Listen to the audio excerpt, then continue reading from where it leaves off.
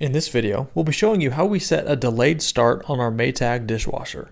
First thing we're going to do is open up the dishwasher and make sure that we have our detergent loaded so it's ready to go.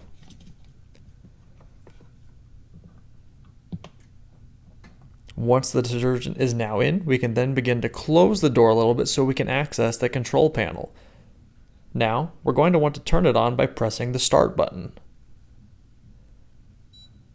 Once it's on, you'll see that there are a couple different options. We have this set to the normal cycle right now, but we'll want to press the delay button. In doing so, we can see that the current delay is set to 3 hours. However, this can be changed by pressing the delay button again. Each time you press it, the hour will go up. This will go up to a maximum of 24 hours before it resets. So we'll set it back to the 3-hour delay.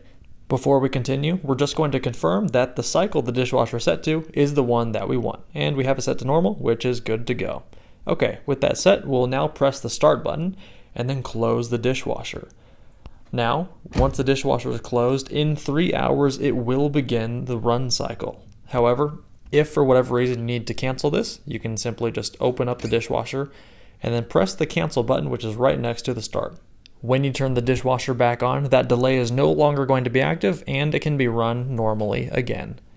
If you found this video helpful, it'd mean a lot if you could hit that like and subscribe. Thanks for watching.